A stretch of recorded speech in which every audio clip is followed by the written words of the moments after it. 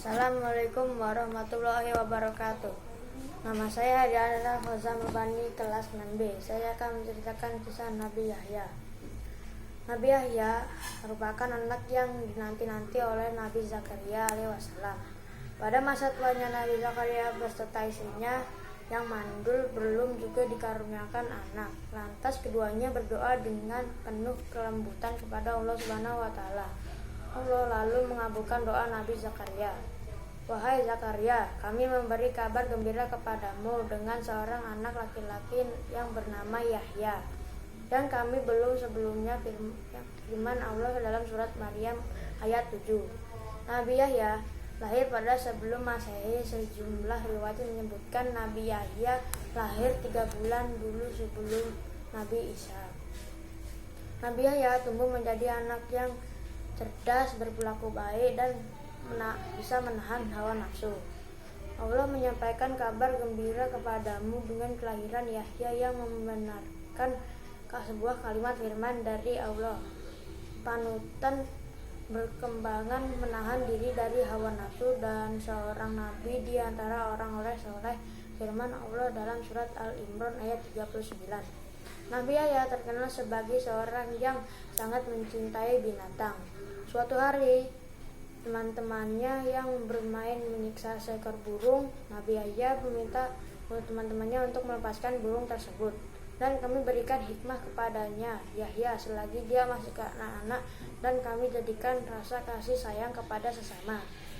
Lalu kami dan bersih dari dosa, dan dia pun seorang yang bertakwa dan sangat berbakti kepada kedua orang tuanya. Dan dia bukan orang yang sombong, bukan pula orang yang durhaka. Firman Allah tentang Nabi Yahya dalam surat Maryam ayat 13-14. Nabi Yahya juga menasihati teman-temannya yang gemar melempari unta dengan batu. Wahai kawanku, unta ini adalah makhluk ciptaan Allah. Janganlah sekali-kali kita menyakiti binatang, apalagi unta yang sangat bermanfaat bagi kehidupan kita. Kata Nabi Yahya dikutip dari buku Nabi Yahya alaihissalam, sang penyayang makhluk hidup kaya Nabi Hidayah.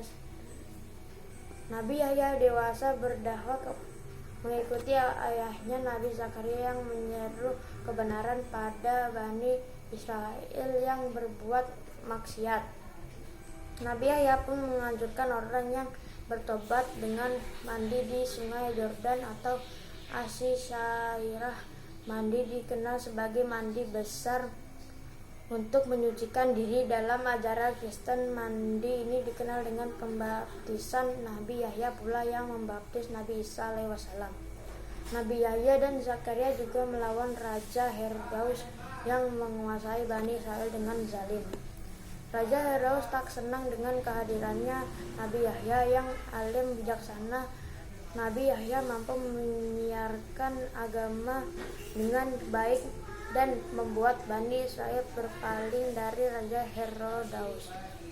Suatu ketika Raja Herodes memanggil Nabi Yahya untuk meminta pendapat. Raja Herodes ingin menikah perempuan yang tidak halal baginya.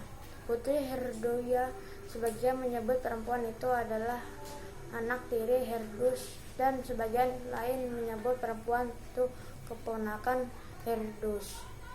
Yahya dengan tegas mengatakan pernikahan itu dilarang oleh Allah. Yahya menyebut Allah akan mengazab pernikahan yang tidak halal itu. Herodes marah dan tidak terima perkataan Yahya. Dia pun mengurung Nabi Yahya dalam penjara. Putri Herodia juga tak senang dengan Yahya. Dia pun meminta agar Herodes menghukum Yahya dengan memenggal kepalanya. Raja Herodes mengabulkan permintaan Herodia. Nabi Yahya pun dibunuh saat masih berusia sangat muda, yakni 32 tahun. Allah Subhanahu wa taala pun menyajikan kesejahteraan bagi Nabi Yahya dan kesejahteraan bagi dirinya pada hari lahirnya, pada hari wafatnya, dan pada hari dia hidup kembali. Surat Maryam ayat 15. Allah lantas mengazab Raja Herodes dan pengikutnya.